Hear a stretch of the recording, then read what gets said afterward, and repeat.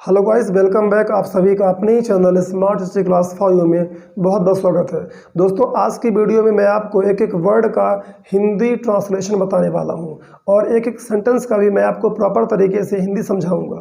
ठीक है, खासकर मैं आपको एक एक वर्ड को पढ़ के आराम से समझाने वाला हूं। सो गाइस, जो लोग नए हैं उनके लिए वीडियो बहुत ही खास है, बहुत ही इंपॉर्टेंट है, और जो लोग पुराने हैं वो लोग भी देखें, क्योंकि उनके लिए नई नई मीनिंग्स मिलेंगी और ग्रामर भी सीखने को मिलेगा। सो गाइस, अपने इंग्लिश को बेहतर करने के लिए, इम्प्रूव करने के लिए इस वीडियो को पूरा जरूर देखें। तो चलिए इस वीडियो को हम शुरू करते हैं और आगे बढ़ते हैं, देखते हैं कि आज आप क्या खास सीखने वाले हैं। तो सबसे पहले समझते हैं, जो टाइटल है आपके सामने है, crows in the kingdom. Crows यानी होता है कौवे, इन यानी में, किंगडम यानी होता है साम्राज्य। ठीक है, जो राजा होता है उसके राज्य को हम साम्राज्य कहते हैं, यानी किंगडम कहते हैं इंग्लिश में। आइए आगे बढ़ते हैं। One day emperor Akbar and Birbal were taking a walk in the palace gardens. One day एक दिन, एम्परर अकबर, सम्राट Akbar, and Birbal, were taking मतलब ले रहे थे, वन यानी थे, ठीक है, टेकिंग यानी लेना होता है, टेक यानी लेना। तो क्या ले रहे थे? A walk. अ वॉक मतलब होता है टहलना, यानी वो टहल रहे थे। इन द पैलेस, महल में, ठीक है, पैलेस यानी महल, इन यानी में, ठीक है, गार्डन्स यानी बगीचे। It was a nice summer morning and there were plenty of crows happily playing around the pond. It was a nice summer. It यानी यह है, was यानी था, a nice summer एक अच्छा गर्मी का मौसम था। समर मतलब होता है गर्मी, ठीक है, तो एक अच्छा गर्मी का मौसम था। मॉर्निंग सुबह का समय था, यानी समर सीजन का, गर्मी के मौसम का एक अच्छे सुबह थी। एंड देयर वर यानी थे, ठीक है, देयर का यहाँ पर कोई मीनिंग नहीं है, ठीक है, ये एक सेंटेंस बनाने के लिए प्रयोग किया गया। वैसे देयर का मीनिंग वहाँ होता है, वहाँ, जैसे बोलते हैं ना, गो देयर, वहाँ जाओ। तो प्लेंटी ऑफ क्रोज, प्लेंटी मतलब होता है बहुत सारे, ओके, क्रोज यानी होता है कौवे, तो प्लेंटी ऑफ क्रोज का मतलब होता है बहुत सारे कौवे वहाँ पर थे। हैप्पली प्लेइंग अराउंड, खुशी खुशी, हैप्पली यानी खुशी खुशी, प्लेइंग खेल रहे थे, अराउंड द पॉन्ड, पॉन्ड मतलब होता है तालाब, ठीक है, द पॉन्ड, द का प्रयोग किया गया क्योंकि वो स्पेशली उसी पॉन्ड की बात कर रहे हैं, उसी तालाब की बात कर रहे हैं जहाँ पर वो लोग टहल रहे थे, वॉक कर रहे थे।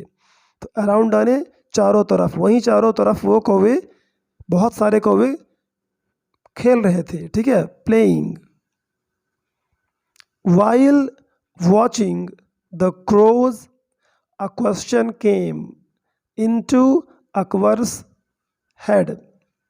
While मतलब होता है के दौरान या के समय, while watching मतलब होता है देखना, ठीक है, the crows यानी कौवे को, उन्हीं कौवों को देखने के दौरान, देखने के समय, अ क्वेश्चन केम एक क्वेश्चन आया, एक प्रश्न आया, किसको?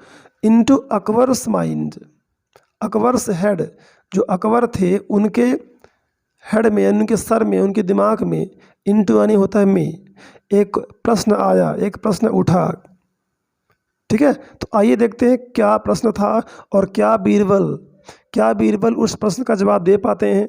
ठीक है, अक्सर गाइस आप सुने होंगे कि अकबर बीरबल की कहानी बहुत ही इंटरेस्टिंग होती है और बहुत ही फेमस होती है। ही wondered how many crows were there in his kingdom. Since Birbal was accompanying him, he asked Birbal this question. He wondered, he यानी वह, पुरुष के लिए यूज़ करते हैं जो लोग मेल होते हैं, ठीक है, पुरुषों के लिए ही वर्ड यूज़ करते हैं, ही यानी वह आश्चर्य किए। कौन आश्चर्य किए? बीरबल, जो अकबर थे वो आश्चर्य किए। हाउ मैनी क्रोज यानी कितने कौवे, हाउ मैनी मतलब कितने कितने कौवे वर देयर वहाँ थे। अब यहाँ देयर का मतलब क्या है, वहाँ, THERE, देयर का मीनिंग वहाँ, वर यानी थे, तो वहाँ पर कितने कौवे थे। इन हिज किंगडम, उनके साम्राज्य में, इन यानी में, हिज यानी उनके, अकबर के, ठीक है, हिज यानी उनके, किंगडम साम्राज्य में कितने सारे कौवे थे, उनको देखकर आश्चर्य होता है। Since Birbal was accompanying him, since यानी होता है चूँकि, ठीक है, चूँकि बीरबल वॉज यानी बीरबल अकम्पनी कर रहे थे, साथ दे रहे थे, वॉज यानी था, अकम्पनी मतलब होता है किसी का साथ देना, किसी के साथ कहीं चलना, ठीक है, तो खासकर यात्रा में साथ देना। तो बीरबल, चूँकि बीरबल उनका साथ दे रहे थे, हिम यानी उन्हें या उनका, ही आस्क्ड वह पूछे, किससे पूछे, अकबर ने बीरबल से पूछा, बीरबल दिस क्वेश्चन, तो बीरबल से यह क्वेश्चन, यह प्रश्न उन्होंने पूछा, राइट। चलिए देखते हैं क्या प्रश्न होता है। After a moments thought, after मतलब बाद में, अ मोमेंट यानी एक पल, एक क्षण, इसमें एपॉस्ट्रॉफी एस लगा है, मोमेंट्स यानी क्षण के, पल के, तो एक पल के, थॉट के बाद, थॉट यानी विचार, तो एक पल सोचने के बाद, विचार करने के बाद बोले, बीरबल रिप्लाइड, तो बीरबल ने इसका जवाब दिए कि भाई, जब वो पूछे, उन्होंने आश्चर्य किया कि हाउ मैनी क्रोज, कितने कौवे वहाँ पर थे, ठीक है, तो उन्होंने पूछा बीरबल से, तो वो जवाब दिए, there are 95,463 crows in the kingdom. तो बीरबल ने रिप्लाई किया यानी जवाब दिए, देयर आर, आर मतलब है, और यहाँ पर देयर का कोई मतलब ना होगा, क्योंकि देयर सबसे पहले आया है, तो वो सेंटेंस को बनाने के लिए एज अ सब्जेक्ट का प्रयोग किया गया है, तो इस तरह से उसका कोई यहाँ पर मतलब नहीं होता है। जब उसका सेंटेंस के लास्ट में या कहीं बीच में प्रयोग किया जाता है, तो आप वहाँ पर उसका मतलब वहाँ निकालते हैं, लेकिन जब सेंटेंस में बिल्कुल फर्स्ट आ जाए और उसके बाद जो है आर, इस का प्रयोग हो, तो समझ जाइए कि वहाँ पर देयर का प्रयोग सिर्फ सेंटेंस को बनाने के लिए किया गया है, एक सब्जेक्ट यानी कर्ता के रूप में, उसका अपना मतलब नहीं है, ठीक है। तो है 95,000, उन्होंने बताया कि जो है 95,000 यानी 95,000, 1000 मतलब हज़ार, ठीक है, तो 95,000 और 400, 463 और 63 क्रोज यानी कौवे इन द किंगडम, उस साम्राज्य में इतने कौवे थे। तो बीरबल ने जवाब दिया, ठीक है, बहुत ही चतुराई पूर्वक उन्होंने जवाब दिया, बिना काउंट किए, बिना जाने, क्योंकि वो जानते थे कि कई बार अकबर बीरबल को अपने प्रश्नों में, ऐसे फालतू के प्रश्नों में फंसाया करते थे, तो उनके पास भी काफ़ी अच्छा जवाब होता था, क्योंकि वो काफ़ी हाजिर जवाबी थे। Amazed by his quick response, amazed यानी होता है आश्चर्य में पड़ जाना, तो वो आश्चर्य में पड़ गए, बाय हिज, बाय मतलब होता है से या द्वारा, हिज यानी उनके, क्विक यानी जल्दी, रिस्पॉन्स यानी जवाब, तो उनके जल्दी जवाब दे देने से वो आश्चर्यचकित में पड़ गए। Akbar tried to test him again, Akbar ने प्रयास किया, टू टेस्ट यानी होता है परीक्षा लेना, हिम यानी उनकी, तो बीरबल की यानी उनकी परीक्षा लेने की उन्होंने प्रयास किया, अगेन मतलब होता है फिर से, पुनः, तो उन्होंने पुनः जो है उनका परीक्षा लेने के प्रयास किए कि क्या ये जवाब सही है।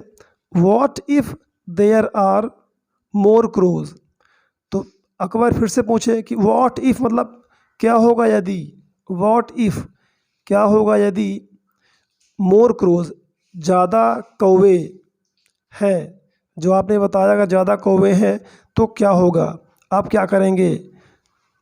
देन यू आंसर्ड, देन मतलब होता है से, यू आंसर्ड आपने जवाब दिया, तो जो आपने जवाब दिया अगर उससे ज़्यादा कौवे हुए तो ओके, व्हाट इफ़।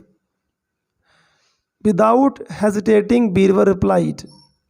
विदाउट यानी होता है के बिना, हेजिटेटिंग यानी होता है हिचकिचाना या हिचकिचाहट। तो बिना हिचकिचाहट के बीरबल ने रिप्लाई किया यानी जवाब दिया, if there are more crows.